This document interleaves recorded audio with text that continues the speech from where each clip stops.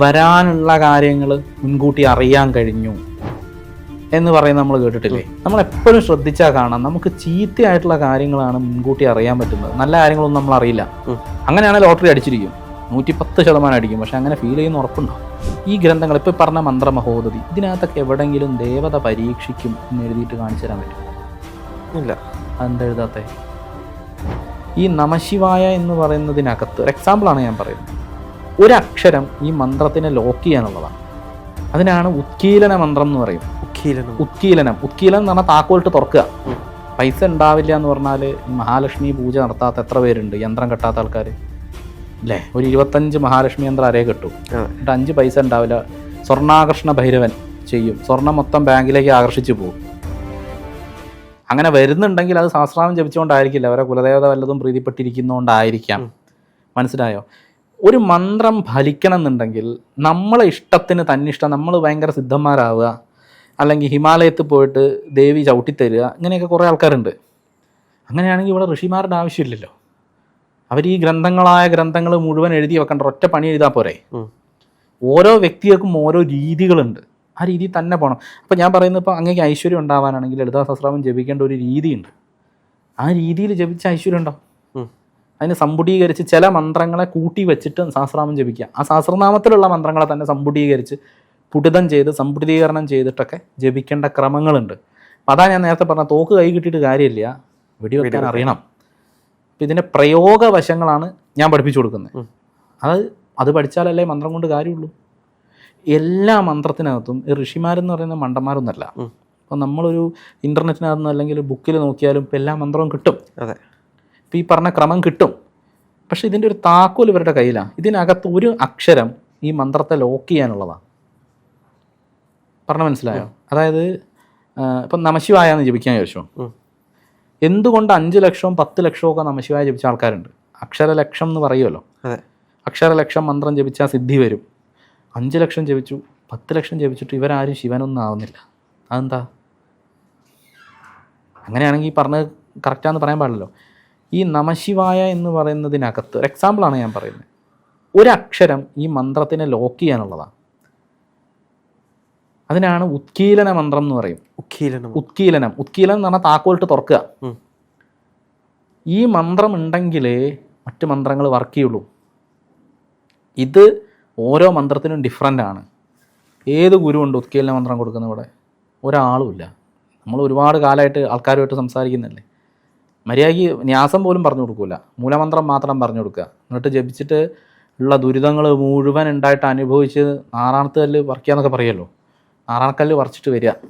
ഇതിപ്പോൾ ഒരു മന്ത്രം ജപിക്കുക എന്ന് പറയുമ്പോൾ അതിൻ്റെ ഋഷി, ഛന്ദസ്, ദേവത, ഇതിന് ശേഷം ആ മൂലമന്ത്രം ഉച്ചരിച്ചു പോകുന്നതാണോ യഥാർത്ഥ വിധി? അതോ ഋഷി, ഛന്ദസ്, ദേവത മാത്രമല്ല, ഇപ്പോൾ ഋഷി, ഛന്ദസ്, ദേവത, അംഗന്യാസം, കരന്യാസം, പിന്നെ അതേപോലെ തന്നെ ഈ പറഞ്ഞ പോലെ ഉത്കീലന മന്ത്രം, ശാപോദ്ധാരണ മന്ത്രം, ഇങ്ങനെ ഒരു സെറ്റ് ഉണ്ട്. അത് ഓരോ മന്ത്രത്തിനും ഡിഫറെൻ്റാണ്.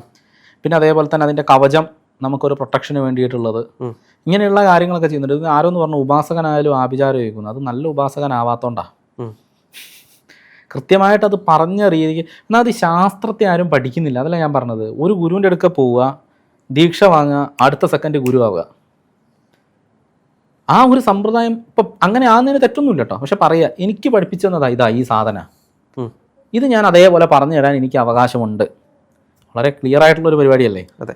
അല്ലാണ്ട് എല്ലാ ശാസ്ത്രത്തെക്കുറിച്ചും സംസാരിക്കാൻ പോകരുത്. ഇപ്പം അതാ ഞാൻ പറഞ്ഞത്, ദേവി മഹാത്മ്യം എന്ന് പറയുന്ന ഒരു മഹാത്മ്യം ഇവർ കേട്ടിട്ടുള്ളൂ, ഒരു സപ്തശതിയെ കേട്ടിട്ടുള്ളൂ.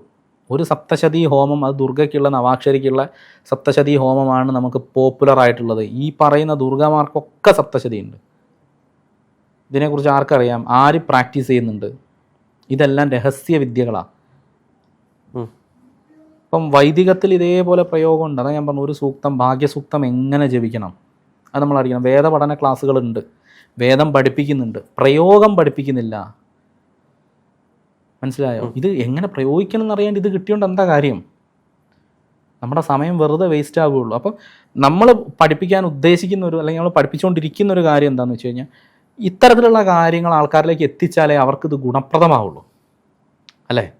അല്ലെങ്കിൽ ഇത് ഗുണപ്രദം അല്ലല്ലോ. വെറുതെ നമ്മൾ ഇരുന്ന് ഇങ്ങനെ ജപിച്ച് സമയം കളയുക.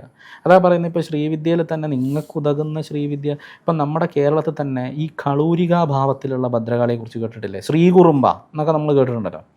ഈ ശ്രീകുറുമ്പ എന്ന് പറഞ്ഞാൽ ഭദ്രകാളിയെ ശ്രീവിദ്യാ മന്ത്രമായിട്ട് സമ്പുടീകരിച്ചിട്ട് ചെയ്യുന്ന ഒരു പ്രോസസ്സാണ്. പലർക്കും അതറിയില്ല. എല്ലാവരുടെയും വിചാരം ചൂടായിരിക്കുന്നൊരു കാളിയാണ്. അങ്ങനെയല്ല.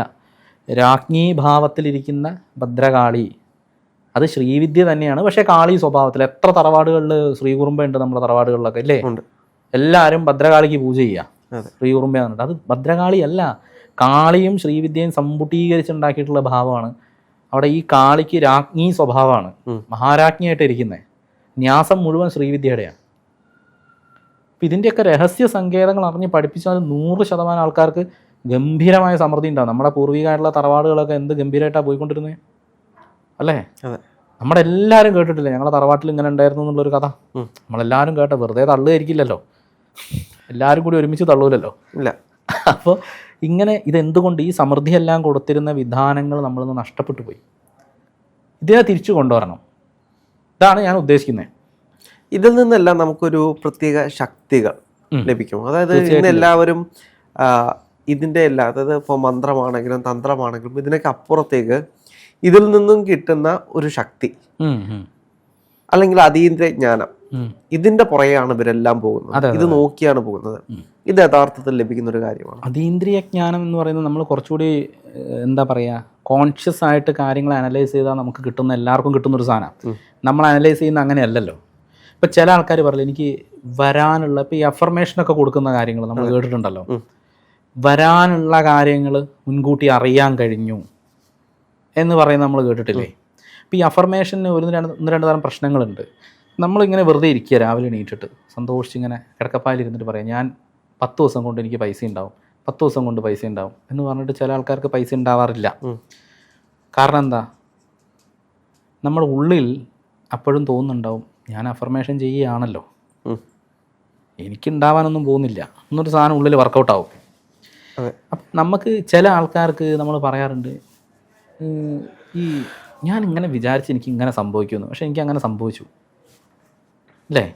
നമ്മളെപ്പോഴും ശ്രദ്ധിച്ചാൽ കാണാം നമുക്ക് ചീത്തയായിട്ടുള്ള കാര്യങ്ങളാണ് മുൻകൂട്ടി അറിയാൻ പറ്റുന്നത്, നല്ല കാര്യങ്ങളൊന്നും നമ്മൾ അറിയില്ല അല്ലേ?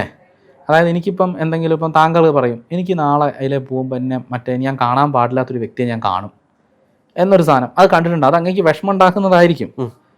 കാണാൻ ഇഷ്ടപ്പെടുന്ന ഒരു വ്യക്തിയെ കാണുമെന്ന് ഒരിക്കലും തോന്നില്ല. അല്ലെങ്കിൽ എനിക്ക് 10 ലോട്ടറി അടിക്കും, നല്ല കാര്യങ്ങളൊന്നും നമുക്ക് ഉള്ളിൽ തോന്നിയിട്ട് നടക്കുന്നതായിട്ട് കണ്ടിട്ടില്ല. പൊതുവേ നമുക്ക് എന്താ കാണുക? മോശമാണ്. അത് നമ്മുടെ ഉള്ളിൽ വരുന്ന നെഗറ്റീവ് തോട്ട്സാണ്. ഈ തോട്ട് വർക്കൗട്ട് ചെയ്തിട്ടാണ് നമ്മൾ എന്ത് ചെയ്യുന്നത്, ഇത് ഫലത്തിൽ വരുന്നത്. അല്ലാണ്ട് നമ്മൾ മുൻകൂട്ടി അറിയുന്നതല്ല, നേരെ തിരിച്ച റിവേഴ്സാണ്. ഈ പറയുന്ന പോലെ നമ്മൾ ഈ മന്ത്രശാസ്ത്രത്തിൽ ഇതിന് ചില പേരുകളൊക്കെ ഉണ്ട് ഇത്തരത്തിലുള്ള തോട്ട്സിന്. അപ്പം ഈ എന്താ പറയുക, അതിന് നമ്മൾ ഈ പറയുന്ന പോലെ മൂലാധാരത്തിൽ പ്രത്യൂഹം എന്ന് പറയും, പ്രത്യൂഹശമനി മന്ത്രങ്ങളൊക്കെ ഉണ്ട്. എന്തിനാ പ്രത്യൂഹശമനി മന്ത്രം ജപിക്കുന്നത്? ഇല്ലെങ്കിൽ നമ്മുടെ ഉള്ളിൽ ഇത്തരത്തിലുള്ള പ്രത്യൂഹങ്ങൾ കയറി വരും. ഇത് നെഗറ്റീവാണ്. അപ്പോൾ മന്ത്രസാധന ചെയ്യുന്ന ഒരാൾക്ക് ഇത്തരത്തിൽ പ്രത്യൂഹം കയറിയാൽ അയാൾക്ക് എന്നും നെഗറ്റീവ് വരാൻ തുടങ്ങും. പ്രത്യേകിച്ച് അയാൾ ഉപാസിക്കുന്നത് കൃത്യമല്ല എന്നുണ്ടെങ്കിൽ അയാളുടെ മനസ്സിന് എപ്പോഴും നെഗറ്റീവായിട്ടുള്ള കാര്യങ്ങൾ കയറി വർക്കൗട്ട് ചെയ്യാൻ തുടങ്ങും. അയാളുടെ ജീവിതം അതോടുകൂടി നശിക്കും.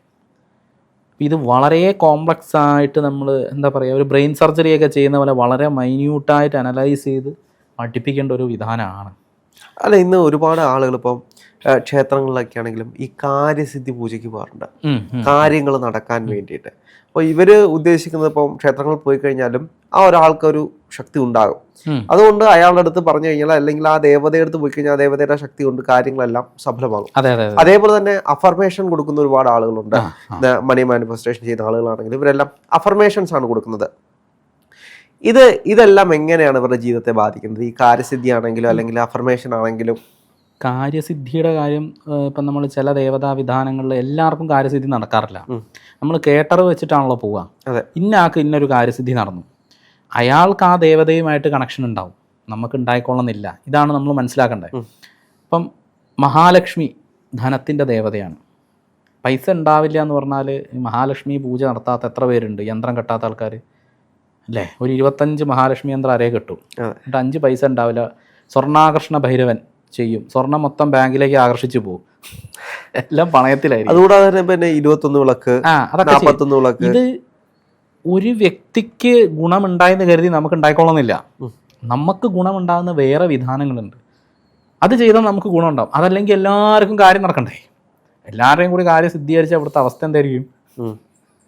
അപ്പോൾ എല്ലാവർക്കും കാര്യസിദ്ധി നടക്കുന്നില്ല. പിന്നെ ഈ അഫർമേഷൻ്റെ കാര്യം അതാ ഞാൻ പറഞ്ഞത്, നമുക്ക് ഉതകുന്നതായിട്ടുള്ള ദേവതകളെ കണ്ടെത്തണം. അതാണ് വേണ്ടത്. അഫർമേഷൻ്റെ കാര്യം ഞാൻ നേരത്തെ പറഞ്ഞ പോലെ, നമ്മൾ മണി മാനിഫെസ്റ്റേഷൻ നടത്തുമ്പോൾ നമ്മുടെ ഉള്ളിൽ നിന്ന് വരുന്ന പോസിറ്റീവ് തോട്ട്സ് ആണെങ്കിൽ പെട്ടെന്ന് വർക്കൗട്ട് ആവും. അതിന് നമ്മൾ പ്രാക്ടീസ് ചെയ്തെടുക്കണം. ഈ നെഗറ്റീവ് കയറി വരുന്ന പോലെ നമ്മൾ പർപ്പസ്ഫുള്ളി അല്ലാതെ നമ്മുടെ ഉള്ളിൽ എന്ത് വേണം?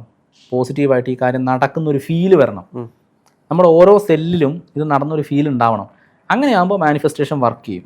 അതിന് നമ്മൾ പ്രാക്ടീസ് ചെയ്തെടുക്കുക വേണ്ട. അല്ലാതെ മാനിഫെസ്റ്റേഷൻ വർക്ക് ചെയ്യുന്ന ആൾക്കാർക്ക് അങ്ങനെ ഫീൽ ചെയ്യുന്നുണ്ടാവും. അവരുടെ ഓരോ സെല്ലിലും ഇപ്പം അങ്ങേക്ക് ലോട്ടറി അടിച്ചു എന്ന് മാനിഫെസ്റ്റ് ചെയ്യുമ്പോൾ, ലോട്ടറി അടിച്ചാൽ അങ്ങേക്ക് ഉണ്ടാവുന്ന സന്തോഷവും ആ ഒരു സെക്യൂരിറ്റിയും അങ്ങയുടെ ഓരോ സെല്ലിലും ഫീൽ ചെയ്യണം. അങ്ങനെയാണെങ്കിൽ ലോട്ടറി അടിച്ചിരിക്കും, 110% അടിക്കും. പക്ഷെ അങ്ങനെ ഫീൽ ചെയ്യുന്ന ഉറപ്പുണ്ടോ? ഇല്ല. ലോട്ടറി അടിക്കുമ്പോഴും വിചാരിക്കും എനിക്ക് അടിക്കുമോ അല്ലേ? അത് വന്നാൽ അത് മാനിഫെസ്റ്റേഷൻ അല്ല. അവിടെ മാനിഫെസ്റ്റ് ചെയ്യുന്നതിന് ഈ നെഗറ്റീവ് തോട്ട്സിന് മറ്റേതിനെക്കാട്ടും നമ്മൾ എന്താ മനസ്സിലാക്കണമെന്ന് വെച്ചാൽ, മനുഷ്യന് ഏറ്റവും പ്രൊട്ടക്റ്റീവ് ചെയ്ത് വെക്കുന്ന ഒരു ടൂളാണ് പേടി.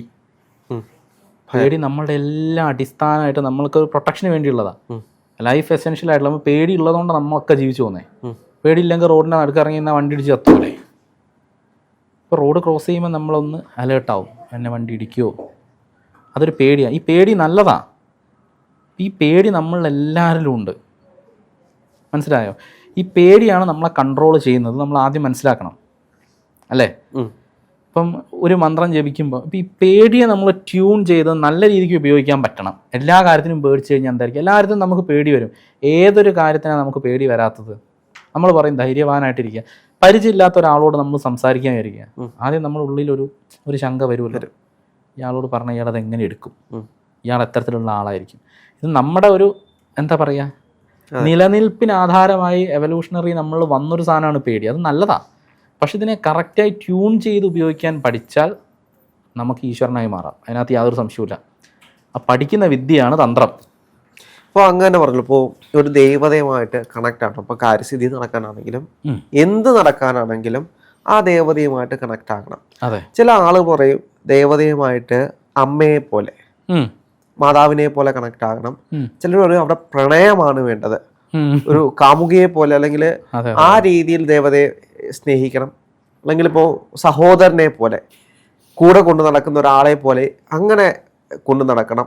ഇത് എങ്ങനെയാണ് ഒരു ദേവതയുമായിട്ട് നമ്മൾ ദേവതയുമായിട്ട് ഇതിപ്പോൾ അങ്ങ് സംസാരിച്ചത് ഭക്തിമാർഗത്തിൻ്റെ വഴിയാണ്. ഞാൻ സംസാരിക്കുന്നത് തന്ത്രത്തിൻ്റെ വഴിയാണ്. തന്ത്രത്തിൻ്റെ വഴിയിൽ ഇതൊന്നും ഇല്ലാതെ മന്ത്രം കൃത്യമായി ഉച്ചരിച്ചാൽ, മന്ത്രം തെറ്റി ഉച്ചരിച്ചാൽ അതിന് പ്രശ്നം ഉണ്ടാകുന്നുണ്ടെങ്കിൽ, വെറുതെ ഒരു കാര്യമാണെങ്കിൽ പ്രശ്നം ഉണ്ടാവില്ലല്ലോ. ഇപ്പം ഞാനിരുന്ന് ഹലോ ഹലോ ഹലോ എന്ന് പറഞ്ഞാൽ എനിക്ക് പ്രശ്നമൊന്നും ഉണ്ടാവില്ലല്ലോ. നമ്മൾ ഫോണിൽ എത്ര തവണ ഹലോ പറയുന്നുണ്ട്? 1,00,000 ഹലോ ഒക്കെ ജപിച്ച് കഴിഞ്ഞിട്ടുണ്ടാവും അല്ലേ? ഇപ്പം ഹലോ മന്ത്രം കൊണ്ട് നമുക്ക് കുഴപ്പമൊന്നുമില്ല. പക്ഷേ നമശിവായ എന്നുള്ള മന്ത്രത്തെ നമ്മളൊന്ന് തെറ്റിച്ച് ജപിച്ച് നോക്ക്, ഡെഫിനറ്റ്ലി പ്രശ്നം വരും. വരുന്നില്ലേ? ഭക്തിയോടുകൂടി തെറ്റിച്ചാലും ഇതൊക്കെ നമ്മുടെ കഥകളാണ്. എന്താ പറയുക, ഇങ്ങനെ പറഞ്ഞപ്പോൾ അങ്ങനെ കൊടുത്തു, അങ്ങനെ കൊടുത്തപ്പോൾ ഭഗവാൻ ഇങ്ങനെ തന്നു. ഇതൊരു തരം ഭൗതിക ആസക്തിയാണ്. എന്തിനാ ഭക്തി വയ്ക്കുന്നേ? ഇത് കിട്ടാൻ വേണ്ടിയിട്ടുള്ള ഒരു തരം ഉടായ്പ പരിപാടിയാണ് അല്ലേ? അതായത് എന്താ പറയുക, ഞാൻ സങ്കടപ്പെടുന്നുണ്ട്, കാര്യമില്ല, കുഴപ്പമില്ല, നാളെ തരുമല്ലോ, അതുകൊണ്ട് സങ്കടപ്പെടാം. തന്നില്ലേ സങ്കടപ്പെടുവോ? ഇപ്പം എന്താ പറയുക, പരീക്ഷണം എന്ന് പറഞ്ഞിട്ടൊരു സാധനമാണല്ലോ നമ്മൾ പറയുന്നത്. ഇതൊക്കെ ഭക്തിമാർഗ്ഗമാണ്. ഭക്തിമാർഗം വേറൊരു വഴിയാണ്. കാരണം ഒരു ഉത്തരം കിട്ടാതെ വരുന്ന ഒരു പോയിന്റിൽ നമ്മൾ ഇതെല്ലാം ഭഗവാന്റെ പരീക്ഷണമെന്ന് പറയാം. ഇങ്ങനെ അല്ല, ഈ പരീക്ഷണങ്ങൾക്കൊക്കെ അപ്പുറത്തേക്ക് നമ്മൾ പണ്ട് തൊട്ടിപ്പം ശ്രീരാമകൃഷ്ണ പരമഹംസരുടെ കഥയൊക്കെ എടുത്ത് നോക്കി കഴിഞ്ഞാൽ ഭദ്രകാളിയെ മാതാവായിട്ട് മടിയിൽ കിടത്തുന്ന അത്തരത്തിലുള്ള ഭക്തിമാർഗം. അതാ ഞാൻ പറയുന്നത്. ഇതിൽ ശ്രീരാമകൃഷ്ണ പരമഹംസർ നല്ല താന്ത്രികനായിരുന്നു. ഞാൻ പറയുന്നത് നമ്മുടെ തന്ത്രശാസ്ത്ര ഗ്രന്ഥങ്ങൾ എടുക്കുക. ഈ ഗ്രന്ഥങ്ങൾ ഇപ്പോൾ പറഞ്ഞ മന്ത്രമഹോദധി, ഇതിനകത്തൊക്കെ എവിടെയെങ്കിലും ദേവത പരീക്ഷിക്കും എന്ന് എഴുതിയിട്ട് കാണിച്ചു തരാൻ പറ്റുമോ? ഇല്ല. അതെന്താ എഴുതാത്തേ?